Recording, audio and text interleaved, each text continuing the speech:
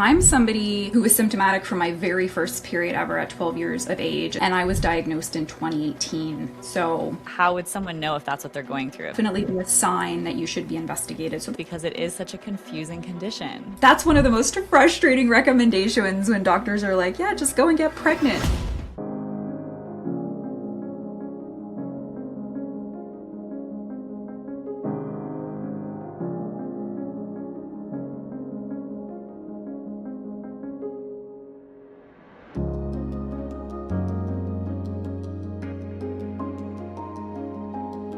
Welcome back to Healthy as a Mother. I'm your co-host, Dr. Leah Gordon, and this is the show for becoming and being a mother, where Dr. Morgan and I share the natural women's health and motherhood guidance you've been looking for through a fresh, functional, and balanced lens. Today, I have the privilege of interviewing Cindy all about endometriosis. If you are someone who has been struggling with painful periods, if you are struggling with unexplained infertility, if you have deep pain with intercourse, if you just have a lot of unexplained symptoms and you don't really know what's going on, or maybe you know you have endometriosis, this is a wonderful episode for you. She's a wealth of knowledge. I pick her brain selfishly as well, and she shares her protocol of how she supports her clients, and it's just wonderful. So just to give you some background, Cindy is a registered dietitian. She is also a Master of Applied Nutrition, MAN, M-A-N, and she specializes in endometriosis, and she knows what it's like to go right alongside this with you because she struggles with endo herself as an endo warrior. She's turned her own years of painful, confusing symptoms into a mission to help hundreds of women find real relief through the power of nutrition. So she's just a wealth of knowledge, and let's get started. All right, Cindy, I'm so excited to have you here on the show, and I'm excited for our listeners to learn more about you and all of the wisdom that you have about endometriosis. Before we get started, can you just tell me a little bit about yourself, about why you got into this work, why you're passionate about it? Absolutely, and thank you so much for the invitation and for having me. So my name is Cindy Dabrowska, and I'm an endometriosis and fertility specialized dietitian, and much like many other healthcare providers, I have a very personal tie to endometriosis because I live with endometriosis, sadly, although there are positives. I'll share maybe a little bit more about my story in the moments to come. But so I have a personal tie to endometriosis, and I'm one of those people who, you know, much like many other women with endo, have kind of gone through the ringer in terms of like birth control and surgery and other hormonal interventions and being brushed off by one doctor and then the next specialist. So I'm sure many women with endometriosis who'll be watching and listening can relate. So anyway, I've been through that whole, you know, typical experience of somebody with endometriosis. And actually before my surgery in 2018, I kind of got fed up with just the ineffective interventions that were being thrown my way. Long story short, I actually did find quite a bit of success with hormonal birth control, but after a few years of being on it for symptom management, it just kind of stopped working. I started getting all sorts of strange symptoms again, breakthrough bleeding, weight gain, mood changes, you know, my pain came back. And when I approached my doctor about these symptoms and what I should do next, she basically just said, let's put you on a stronger birth control pill. And something about that didn't sit right with me. And that sort of began my hunt for alternative management options. And that's when I really started to discover nutrition and functional medicine and strategic testing and herbals and things like this. And happy to report that even before my surgery in 2018, things really started to look up and improve for me. And pretty much since then, I've lived a relatively good quality of life as somebody with endometriosis.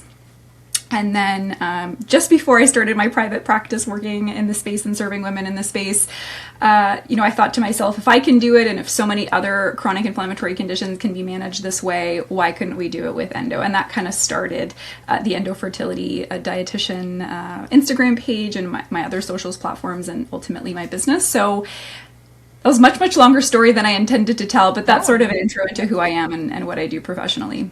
I love that. So how long did it take you to actually be diagnosed with endo? Oh, goodness. So it can be a while for some women.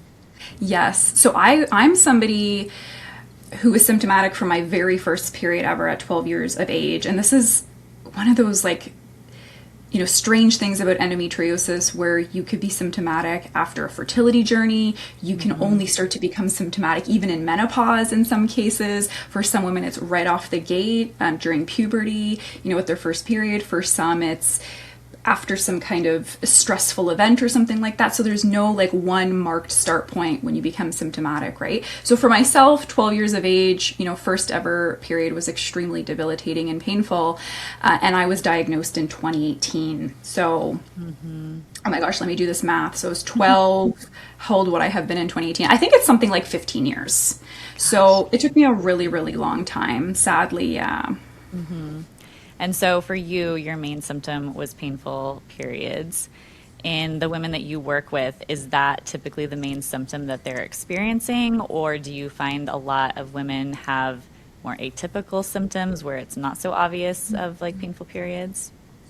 Yeah, that's a really interesting question, because what I will say is, the 8 years that I've been working in this space and supporting women in this space, I have noticed this significant shift in how symptoms that we might have once thought of as rare are no longer as rare as we once thought. So, maybe 1 in every 20, 25 women I'm connecting with are actually experiencing thoracic endometriosis symptoms, where they're having a collapsed lung, or they're coughing up blood, or they're having difficulty breathing or having chest pain in these like high pain phases of the cycle. I will say though that is not a typical well, I don't even know if I could say it's a tip. It's not typically what we would associate with endometriosis, but yeah, I would say most women, painful periods, a lot of digestive symptoms, IBS-like symptoms, whether that's constipation, diarrhea, or sort of a mix of both, food sensitivities, really uncomfortable bloating. There's a lot of, I always make a point when I'm, doing podcast recordings to mention the mental health side of living with a very isolating, lonely, chronic inflammatory condition. So there's a lot of like loneliness, there's a lot of depression, anxiety. Infertility is a huge one. So I would say that there's probably like 2 bigger buckets of, maybe 3 bigger buckets of sort of like symptoms that I see in practice. One is definitely like the painful periods. The other would be the infertility, whether symptomatic or asymptomatic. So your only symptom being infertility, but not really experiencing like the painful symptoms or the digestive symptoms. And then the third bucket would be the digestive symptoms. And that could be with or without some of the other more specific pain symptoms. So yeah. So for someone who is struggling with infertility, let's say, but that's not super obvious, they don't have pain with intercourse or painful periods, are there any other things that would tip you off to think, oh, this might be endo? Are symptoms like migraines connected, or interstitial cystitis, or other like kind of inflammatory symptoms, something that would make you think that? Or is it sort of random, we just don't know until you do a laparoscopic surgery? How would someone know if that's what they're going through? If someone, for example, is experiencing unexplained infertility, no one really knows what's going on, but they maybe suspect silent endo or something like that. Is there anything in your world that's like, oh yeah, that's definitely something to think about if they don't have the classic presentation? That's a really great question. I love this. So certainly, like, one thing, just very directly, if you are experiencing infertility, you haven't been able to conceive, or you're experiencing recurring losses, and you've had a comprehensive workup done, okay? Not like a superficial, like, a couple hormones here and there, maybe not even timed appropriately. You haven't had a CMP, a complete blood count. Maybe you haven't gone a little bit deeper, run things like homeocysteine, maybe done like an MTHFR test rate to gauge if you have an MTHFR gene mutation. Like if you've done a comprehensive investigation and everything is really checking out and is optimal, just the fact that you haven't been able to conceive and or are experiencing recurring pregnancy loss can be an indication that you should be investigated for endometriosis or adenomyosis.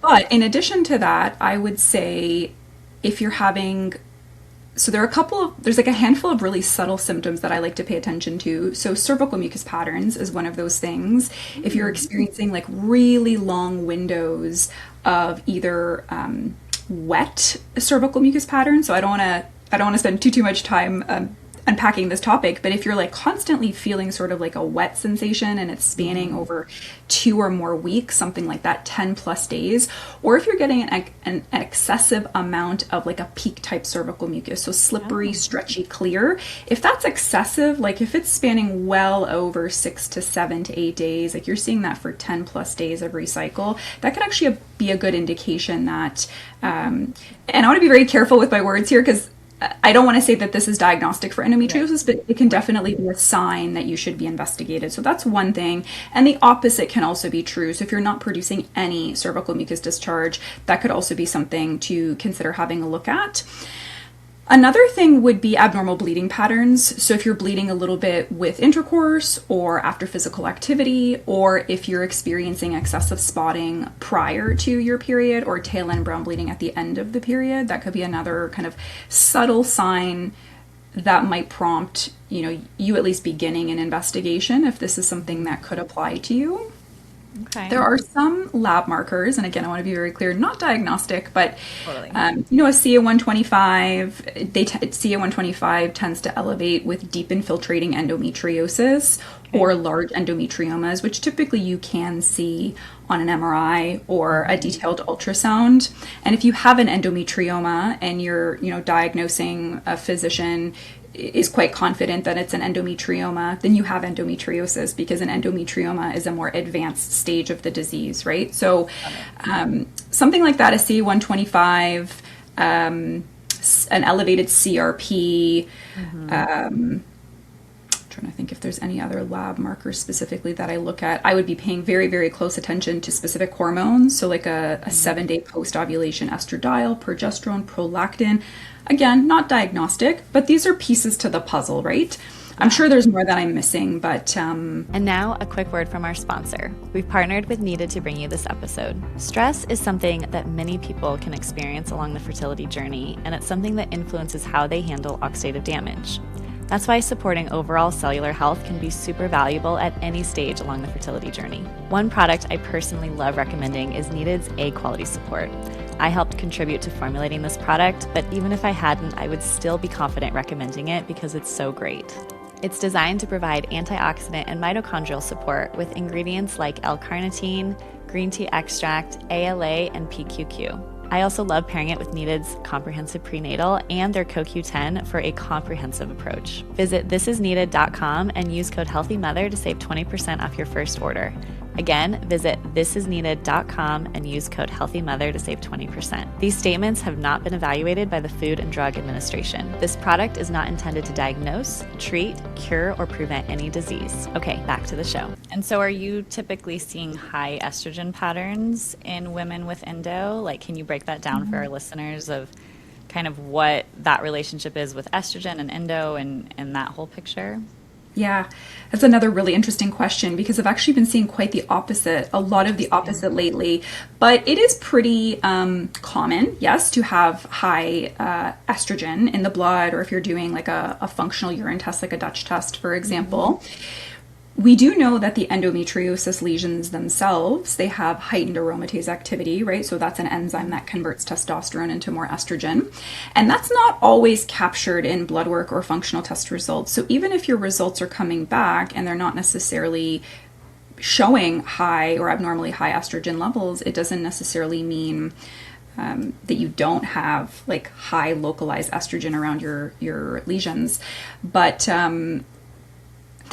this is, like I said, this question's stumping me a little bit, because this is the population and I serve, and I've actually been seeing quite the opposite lately. But two things can be true. So yes, you can have high estrogen, and common symptoms of that would be things like heavy clotty bleeding, mood shifts before your period, a thick endometrial lining.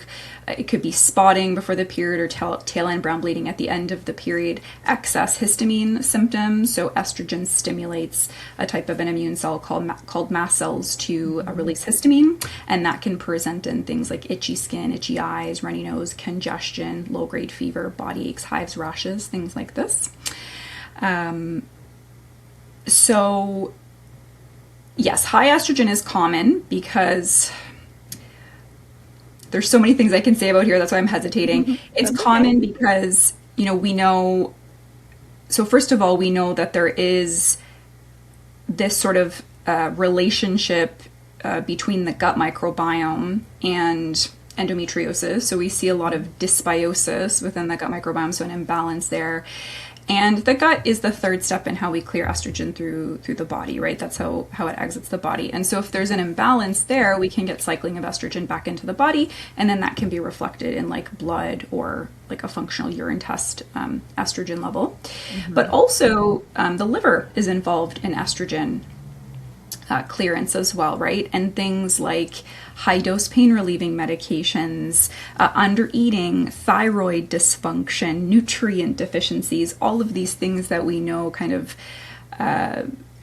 plague women with endometriosis, at higher rates than somebody who maybe doesn't have endometriosis, will affect the liver, and then that can also lead to high estrogen levels. Mm-hmm. I have some theories as to why I'm seeing a lot of the opposite pattern with the low levels. I have some theories. I don't know if I'm correct with these theories, but a lot of women with endometriosis are living with chronic pain and chronic inflammation, right? Which often leads to disrupted sleep. It leads to your nervous system being turned on, right? You're kind of in this constant chronic fight or flight state. Many of them are under eating. They're nutrient deficient.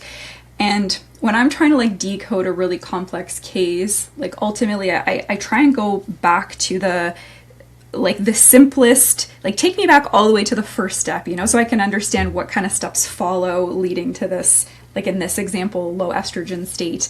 And so I think it could be any one of those things, right? Under eating, under fueling, low cholesterol is huge, maybe poor brain ovary communication.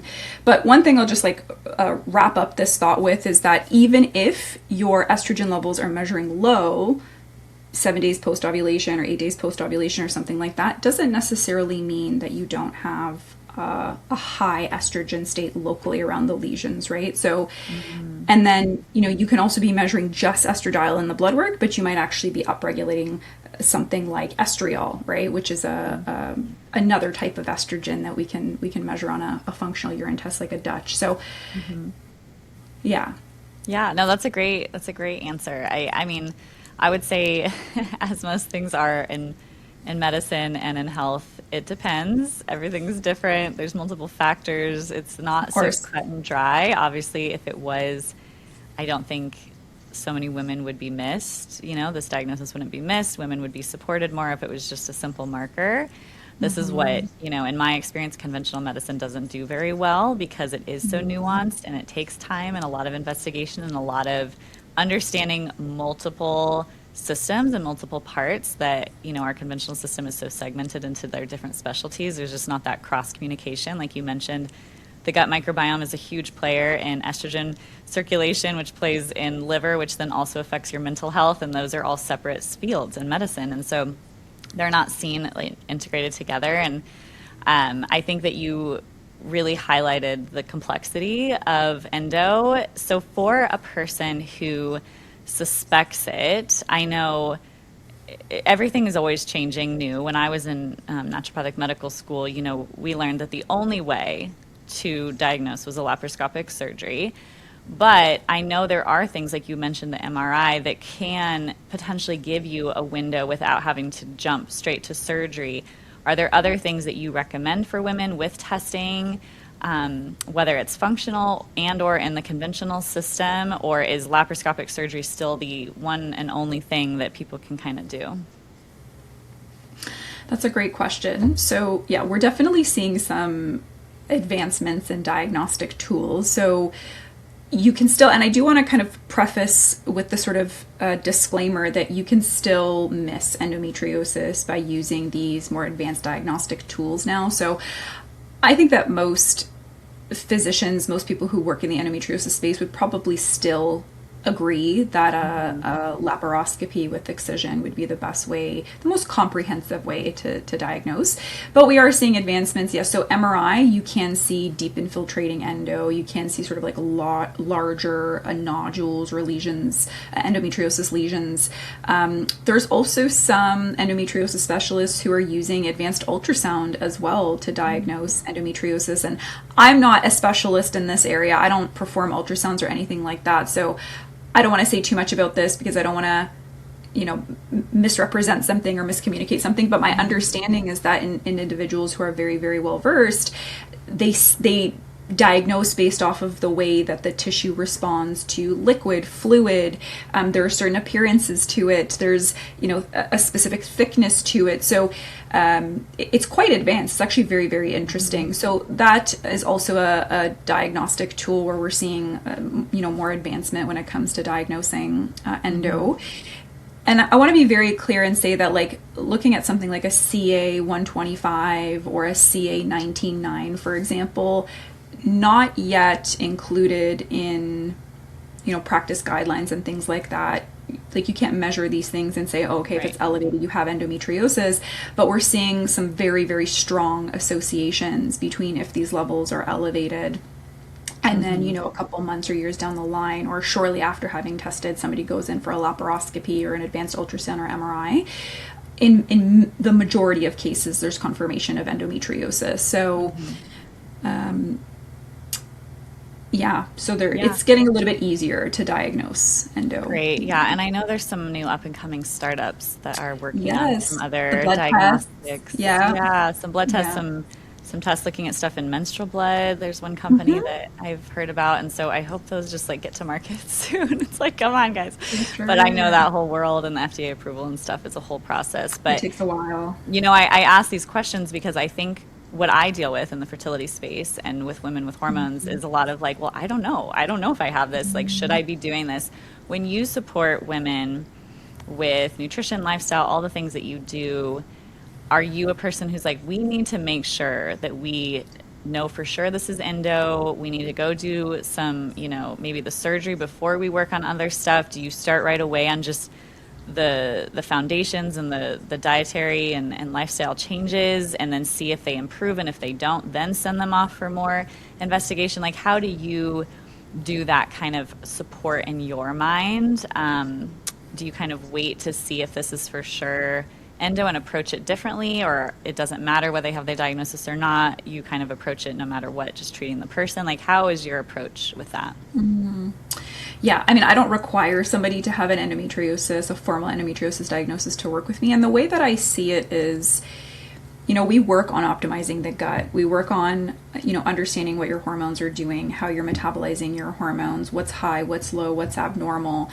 We look at nutrient gaps. We look at your diet and moving it towards an anti-inflammatory eating pattern. So I think whether or not you have a formal diagnosis, all of these things are all health promoting and all super helpful to, prevent or reduce your risk of some kind of autoimmune or, some other chronic inflammatory or metabolic condition, right? So there's no downside, in other words, to pursuing these interventions. And then in the meantime, if they help with managing the symptoms that you're living with, or now or in future help with the way that endometriosis sort of behaves in your body after you get a formal diagnosis, amazing, right? There's no downside. We know that there's tons of literature around diet and specific aspects of diet helping with endometriosis symptoms and how endometriosis behaves in the body. We know there's a huge overlap between the gut and endometriosis. We're also now seeing the vaginal microbiome and the uterine microbiome, and that's a source of local inflammation that can also affect the way that endometriosis behaves in your body. So why not? But the last thing I'll say in response to this question is endometriosis behaves differently in everybody, right? No two people have the same experience with endometriosis, and this is a hard reality that I had to learn as a new practitioner, close to a decade ago. I really wanted to be able to help every single person, right? I wanted, my approach is the best approach. I'm going to be able to change everybody's life. But the reality is with endometriosis, that there are some people who are just living with extremely aggressive, deep infiltrating endometriosis where, maybe they have excision surgery, they feel good for a couple months, and then sadly, within 3, 4, 5 months, they're already seeing these large endometriomas come back, where they're already debilitated the way that they were 4 to 5 to 6 months prior when they had their surgery. And these cases certainly need to be approached with the understanding that sometimes these sort of holistic interventions are not going to be the solution. They can certainly be helpful. There's no doubt. And this is the hill that I'll die on, that they will always be helpful no matter how severe your symptoms are and how deep infiltrating your endometriosis is and all these things. But some people just need sort of a multi, what's the word I'm looking for? Like an approach that multifunction or multifactorial approach, maybe. Multifactorial approach, exactly. Thank you. So have the surgery, work on the gut. Maybe you need some hormone therapy, some kind of hormonal birth control, hormonal suppressant, or something like that. And that's just a fact and a reality that I had to accept working in this space after many years. So, yeah. I totally get that. I felt the same way when I was new in practice. I'm like, I can't help anyone. We just have to get to the root cause. And, there's been times where I've had patients with endo where, we do all the things, and then the best thing for them in that season of their life is to go back on birth control. And so, I'm not a huge fan of birth control for many reasons, but I also see it as a tool, and sometimes it is useful. Like I'm thinking of one patient in particular where we did all the things, but she was in grad school and her stress was like out of control, and she either had to drop out of grad school or get back on the pill because her pain was so debilitating, and she couldn't drop out of grad school. Like that wasn't an option for her, and so there's no mercy in being like, no, like you must just do fish oil and turmeric and all these things when it like wasn't working for her. And so she's actually starting to get off her birth control and get ready to get pregnant. And so we're having that conversation of, okay, how are you doing? Because that actually did help her a lot, the birth control, with all the other foundational things, that we're doing. But for anyone listening,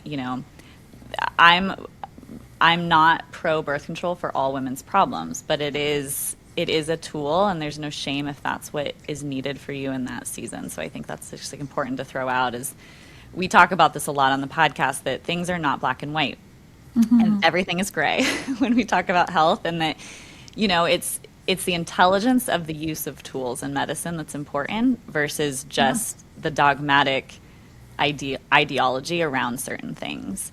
And, I get very frustrated in the conventional world when they don't approach anything from like a root cause dietary, foundational root cause understanding, looking at all of the pieces. But I also don't agree with it only ever being like no medicine, we can't ever use anything. So I think that that's important to just kind of have that grounded and intelligent, like you mentioned, multifactorial approach of looking at the person who's in front of you and treating what they need in that moment.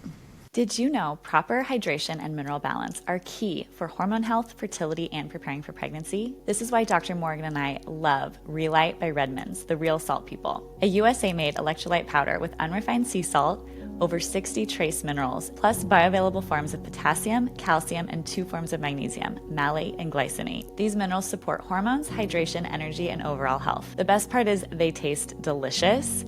I'm really picky about how things taste, and so you can rest assured this is Dr. Leah approved. I love lemon lime, but I know Dr. Morgan is a strawberry lemonade gal. Head to redmond.life and use code HEALTHYMOTHER to save 15% off your order of electrolytes, real sea salt, natural toothpaste, and so much more. Again, head to redmond.life and use code HEALTHYMOTHER to save 15%. Happy hydrating on your womanhood and fertility journey. Yeah, I totally agree with you 100%. And the reality is, we have literature that shows endo recurrence is reduced by several years with the use of hormonal suppressants or hormone therapies. That's not to say that can't be achieved without the use of these medications. I mean, I'm somebody who had surgery and I feel like my symptoms have been pretty stable, whether something's been brewing or growing. I mean, I did have an MRI recently, didn't show anything, but I don't know, right? But that's not to say that you can't achieve those same results without being on hormonal birth control or hormone therapies, but we have to also acknowledge that there is research in that space as well. Yeah. So my next question is, I know that this can be tricky, and I feel similar to you. Like early on in practice, I was just like, oh my God, we can do this. And then as I've practiced more, I've started to understand, what is your opinion based on what you've done on if someone has pretty like stage 2 or beyond endo, let's just say, is it possible to reverse with diet, lifestyle, foundational things, or is it better to have an excisional surgery and then kind of start fresh, or do the foundations, have the surgery, and then you prevent more growth? Like, can you reverse them, or do you really have to excise and then prevent growth? Does that make sense, that question? I think so. Yeah. I'll take a stab at it, and then you can Yeah. lead me back. Like I guess as an overarching, can you, in your opinion, do you think that dietary and lifestyle pieces alone can reverse or get rid of the lesions that are already there, or do you really need to also remove them in addition to all of the other factors? Yeah. So I know that there are many fellow, dietitians, naturopaths, nutritional therapists in this space who do create content and claim that these lesions can reduce in size. My personal and professional opinion is that I think that you can manage the disease. I think that you can improve your quality of life. I think you can stabilize your quality of life. But I don't know that I would go so far as to say that you can take those physical lesions and you can shrink them. Yeah. I mean, when you look at literature, when you look at like cell line studies or animal studies, you do see things like curcumin and EGCG in green tea acting on those lesions and actually being able to shrink them. But we can't confidently say that that's what's happening when we're routinely consuming these foods or high doses of these supplements in a human body, right? So that is my personal and professional opinion. I don't think so. So there is a role for excision surgery for sure. But from the other side, from the perspective of excision surgery, there are risks associated with that too, right? Depending on the surgeon, depending on their experience. Are they introducing scar tissue? Are they doing any kind of adhesion prevention? I, working in this space, have seen every scenario. I've had people come to me with symptoms that they didn't previously have prior to excision surgery, and now they have these symptoms. Like I was just speaking with a client yesterday who said she never had bladder symptoms or bladder pressure or pain prior to excision surgery. She had her excision surgery, and now she has bladder pressure pain, right? There are people who have gone and had excision surgery and they don't notice any change in their pain or their bleeding patterns or in any symptoms. I'm an example of that. Excision surgery didn't really relieve any symptoms for myself. I'm one of the lucky ones though, because I've been able to manage in other ways. But and then of course you have the group of women who have excision surgery and it's absolutely life-changing, right? And for some of them, it's like from the moment they have it, they're symptom free for a decade or beyond, right? And then for others, they might get a couple months or a couple years of symptom relief, and then the symptoms start to creep back again. So, did I answer your question? Yeah, no, I love that approach. I feel similarly to you, and what I get the same question a lot about fibroids and things like that, of like, can we just shrink them with natural medicine? And I mean, there are some people that claim that they can. I personally haven't had as much success with that. If you have a huge fibroid in your uterus and, or, outside or inside of your uterus, for me, because I work in fertility, it's like, well, how much time do we have? First and foremost, it's like, this could take a really long time and you want to be pregnant yesterday. And so, there is a role sometimes with surgery and it has risks, like you said. And so it's a hard decision. I think I actually might have endo, which is funny because I always had debilitating periods my whole life growing up. Obviously before I knew what endo was, and I just thought that was normal. However, they did get better when I started changing my diet and my lifestyle and stuff. But then we had to do IVF because of my husband's sperm. We tried to conceive for over 6 years, and he had a whole thing. It's a whole conversation for another day of why we ended up having to go down IVF. Obviously, I conceived, through IVF. So who knows if I was with a different partner who had normal sperm, if I would have struggled or not. So I don't know. I've never had like a laparoscopic investigation. I definitely have the high that higher estrogen pattern and, histamine issues, detox problems, those kind of things. But I know that people have said pregnancy can help endo, and I'd love to know your opinion on that, but that it can come back after you're done having your kids. And so it's something I've been curious about because I've also dealt a lot with painful sex, and for reasons, like lots of different reasons, not just for like an endo type deep pain. But since I've been postpartum, I'm like, oh my gosh, because I had all these other pain pictures that were kind of overshadowing, I don't think I ever noticed that deep pain with sex was maybe a part of my story, or maybe it's worse now. And then I'm just like, because my sister has endo really bad. She's getting ready to do the excision surgery. And I'm just like, like maybe I do, because all the parts and pieces I never thought I had, because I had painful periods, yes, but they weren't like so debilitating that I couldn't function.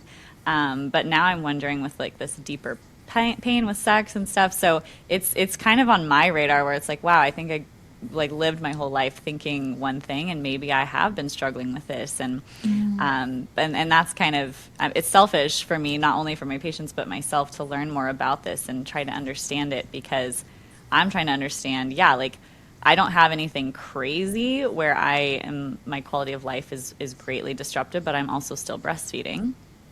But is that something that I should investigate? And I'm also saying for a person listening, who's maybe in a similar boat where maybe there's a few things, maybe they have some pain with sex, positional pain, or maybe some painful periods, but it's not crazy. Like, could this be something that's going on? And can I just make lifestyle changes? Is that enough?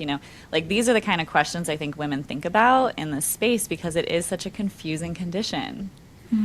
And so my question through all of that is, have you seen pregnancy playing a role in helping endo, or does it just dampen it for a while, similarly to like being on birth control, like a natural hormonal suppression type of situation, even though there are more hormones in pregnancy, so maybe it would make it worse? I don't know. What are your thoughts on that?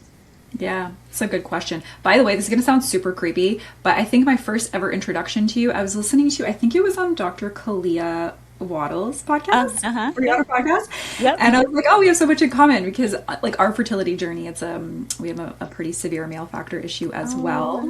Interesting. Bless you guys. You've been able to grow your family. That's so beautiful.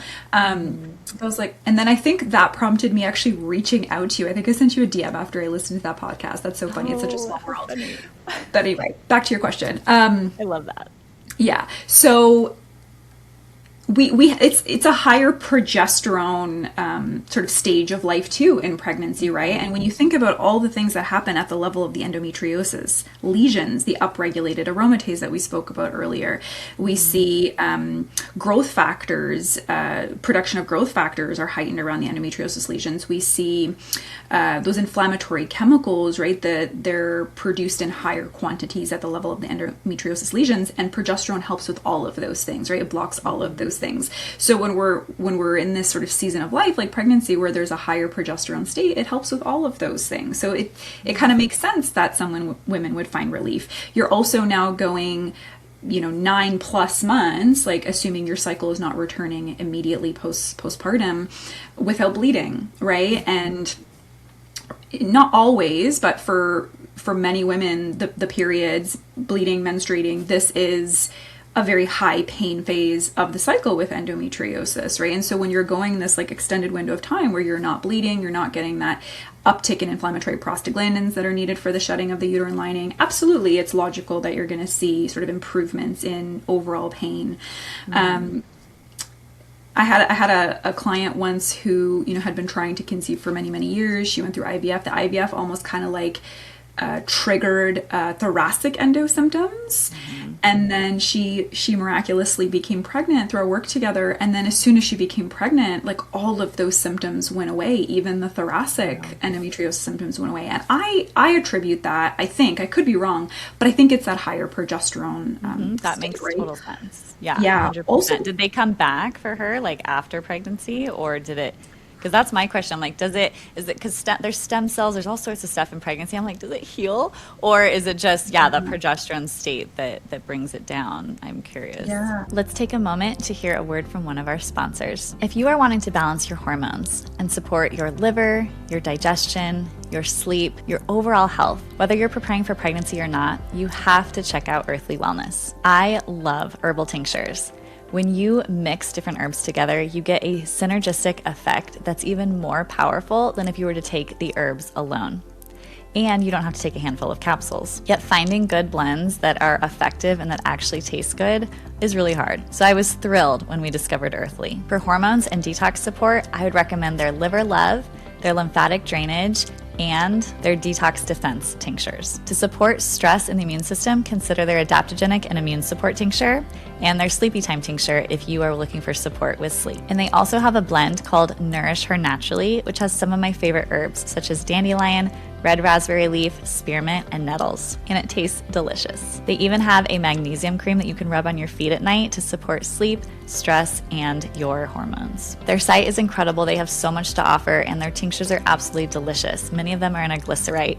My kids absolutely love them. They hold their mouth open like little birdies waiting for their Earthly tinctures. It's so cute. Head to earthly.com and use code HEALTHYMOTHER to save 10% on all their different products. You will be amazed at what they have. Earthly.com and use code HEALTHYMOTHER to save 10%. Okay, now back to the show. I would say the group of women that I've connected with who, have a formal endometriosis diagnosis, go on to become pregnant, birth their baby, and then cycles come back and, the whole thing continues.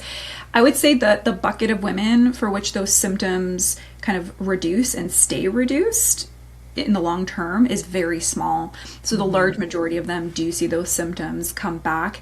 And yes, you're in this sort of protective, high progesterone state, but then at the same time, postpartum, you're sleep deprived. You're maybe not eating as well. You're not in the same sort of habits and routines as you might have been prior to the birth of your baby. So they're all things that are probably, affecting your body. And when those factors compound on top of each other over a prolonged window of time, those things are probably not helping the way that the endo behaves in the body too much, right? So that's one of the most frustrating recommendations when doctors are like, yeah, just go and get pregnant. It's like, short-term pain relief for what? You definitely hear stories of women becoming pregnant, having their babies, and then having like a lower level of baseline pain for many, many years after that. I would say the large majority do see sort of a resurgence of the pain and symptoms coming back within a few months or a few years. I know when I had my daughter and my cycle came back postpartum with her, I went my first period or whatever, I went to the bathroom and it was just like, oh my God, there's just blood there. I was like, what? Because it always would be accompanied with pain. And that has continued literally every cycle that I've had between her and my son, since my son. And I was like, what is this, like this miracle thing? Because it was always pain and it hasn't been. But again, I'm still breastfeeding him, so who knows? And maybe it will come back. But now I'm feeling potentially with like pain with sex, which is another thing. Some women I know, that's their only symptom, is pain with like deep penetration, and they don't necessarily have painful periods. So it's still, it's something that I will be investigating eventually once I'm not breastfeeding and in a different state. But thank you. I know a lot of what you mentioned, so I want to get into some of the treatments and support, but you had mentioned curcumin, which is found in turmeric, and ECGC, I always mess that up, EGCG, which is found in green tea. And it's interesting because those are actually very helpful for cancer. And I know a lot of people have talked about endo being similar to cancer more than just like a hormonal imbalance condition. And I think that's why it's been misunderstood, because the mechanism of how it works was not being fully understood until they had that approach. I know I'm friends with one of the CEOs of one of the startups that is working on trying to identify endo and menstrual blood. And the way that they found that marker was because they were working with a oncology scientist who understood cancer pieces better, and they've found this connection with some piece there. But can you speak to that at all? In the support that you give to women in the endo space, do you find that similar treatments that are recommended for cancer are similar to help endo? Is your approach more, hormonal balance, microbiome inflammation, or are there parts and pieces like with the antioxidant world and all of that we kind of see in cancer? Because it is growth that is inappropriate, right? And so endo is so fascinating to me. I'm like, what is it? What's going on? Yeah. Yeah, fascinating is definitely one way to describe it for sure. It's so complicated, right? Like what you alluded to, there's the growth factors that I think share similarities with things like cancer. We know that some cancer treatments target estrogen because estrogen is very growth promoting. And one thing that you might expect to see very often in an endometriosis patient population, I want to say maybe I see like a quarter of the time, but sort of an upregulated growth promoting metabolite of estrogen, that 16 hydroxy. I don't see that too much, but there's probably a bit of an overlap there with cancer. I'm probably not the best person to ask about like medication type. Yeah. Oh no, I'm not talking about medications. I'm talking about like diet things, Yeah. Which at the end of the day, I'm sure so much that we do dietary wise is similar across the board. It's like most dietary things are helpful for all chronic, inflammatory conditions, for the most part. But I just wondered if you had anything to say about that. And I would love to learn about what you do recommend, when someone comes to see you, like what kind of approach are you taking from a diet, supplement, and or lifestyle perspective? What kind of things are you doing? Yeah, so this is like a broad sweeping disclaimer across the board that there's so much nuance, right, with diet, lifestyle, with endo. But I would kind of summarize my approach in sort of like 4 steps. And this is based on the way that we know that endo behaves in the body. So one is looking at the gut microbiome. I kind of already alluded to estrogen being eliminated through the gut, other hormones exiting the body through the gut. We know that the gut can be a major site of inflammation, a major site of histamine production. We know that there are lots of pro-inflammatory bacteria that can live there. And we have research that tells us, we're more likely to have an imbalanced microbiome as, women with endometriosis. So, and things like constipation, things like diarrhea, these are definitely going to intensify or worsen symptoms, right? Because constipation tends to form sort of a pro-inflammatory environment that will then compound on top of inflammation stemming from endo. You can get some estrogen cycling back into the body that way.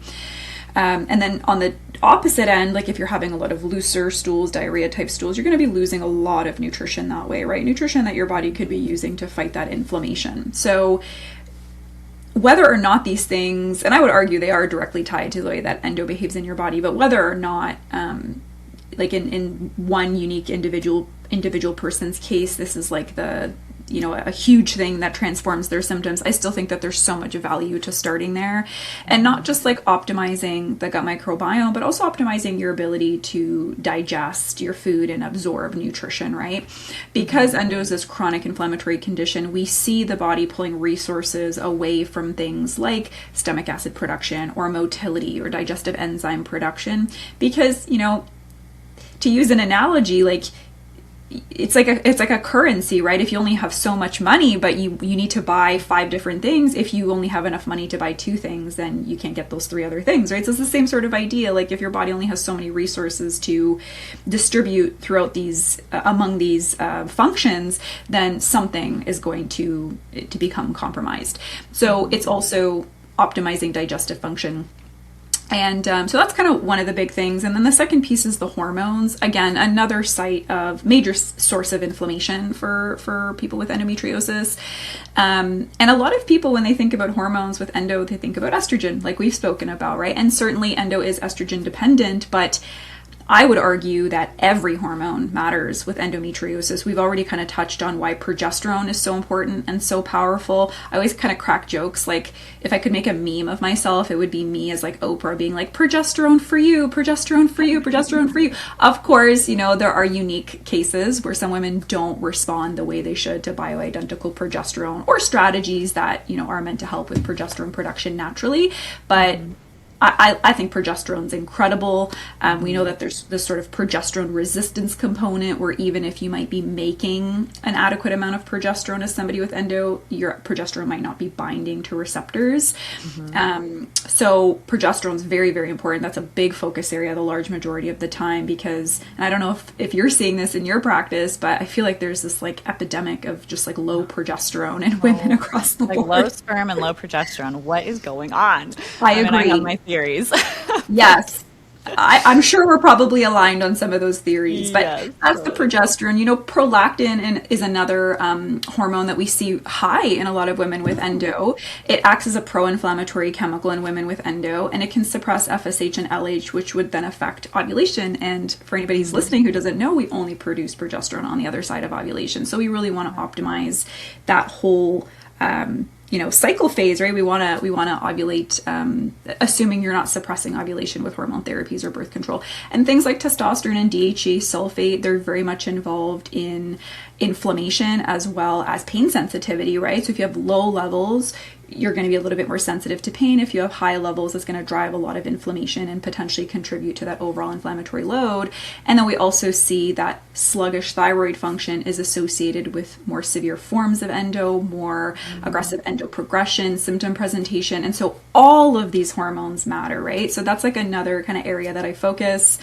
Third is general sort of inflammation. So kind of what we alluded to already previously, we don't always have a ton of control over inflammation stemming from endometriosis. Sometimes we do, right? In some people, they're lucky, they respond very, very positively to these changes, and others don't. So what I do is I look for compounding sources of inflammation. Do we have an insulin resistance issue? Are the liver enzymes elevated? Is there a big burden on the liver? Are there nutrient gaps that we can easily satisfy? Is there a histamine issue here? So I'm kind of searching out like where else could this inflammation be coming from? And then I'm creating goals and supporting patients with, guiding them on interventions to help with those compounding sources of inflammation so that we can, the analogy I like to use is like think of a stack of books. The bigger that stack of books, the heavier it's going to be. And so we're looking to take some of those books off the stack, right, and make the load a little bit lighter.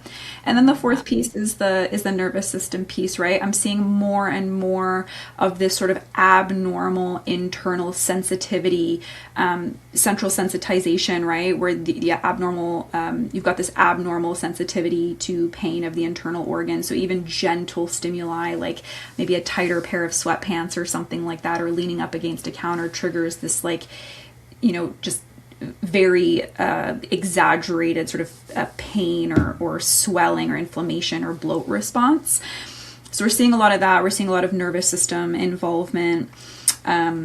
One way for anybody who's listening to gauge whether you might have some nervous system involvement in your symptom picture is if you've had surgery, the lesions have been excised, but your pain persists, right? Because there are certain types of nervous system driven pain that even when you remove the physical stimuli, right, the physical cause of the pain, when that pain signal has been firing for long enough, your nervous system learns that pain signal, and whether or not the physical stimuli is present, the pain persists.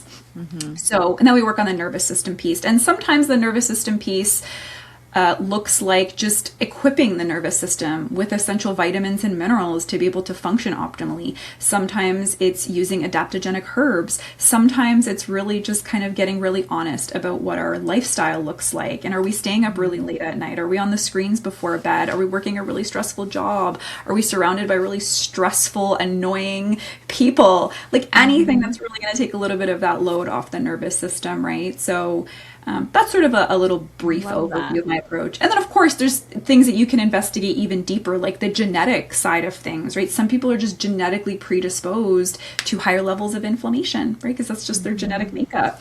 Or, they're genetically predisposed to issues with absorption of certain vitamins or certain minerals and things like this, right? So there's other kind of more advanced topics that I might look at, but that's sort of a general overview of my approach. That's great. I love that. Yeah, I feel like we have a similar approach, but I love that you broke it down. And then do you do a lot with mental emotional stuff too? Like, do you find that people with endo have past traumas or stresses or anything like that that you weave into the work, or is that kind of something you haven't gone in deep into much? Yeah, I mean, I definitely acknowledge that there is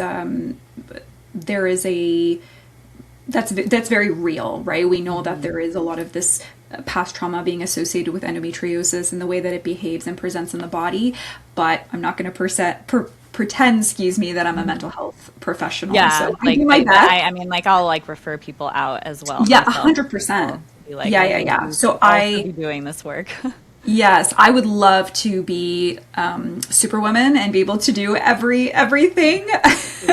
I still think that I can sometimes, but 100%, yeah, referring out, encouraging them to talk to somebody, or, even referring to these incredible programs that we have available now online, where you could do some nervous system work at your own sort of speed and time. But yeah. Oh yeah. Amazing. Very important. Oh, this is amazing. I'm very excited. Maybe I'll add you as a recommended practitioner inside of my membership for people who are struggling with endo. Can you tell us how people can work with you, where you're at, if people are listening and they're like, oh, I really love her approach, I really want to see her. Can you just kind of tell us all the things? Yeah, for sure. So my most active platform is probably Instagram. So my handle there is endo.fertility.dietitian. I also post weekly YouTube videos, and my channel there on YouTube is Endo Fertility Space Channel. I am not as active on TikTok, but my handle is the same, endo.fertility.dietitian. And my website's endometriosisdietitian.ca. So if you're keen on exploring working together, the best first next step would be to book in for a discovery call. I also just launched a free masterclass all about my approach and kind of some of the things that we talked about in this podcast today. So if anybody's interested, if you wouldn't mind putting it in the link, I can share that link with you. And that would be a great place to start as well. Oh, that's amazing. You are awesome. Thank you for doing this work. It's hard to find good endo practitioners.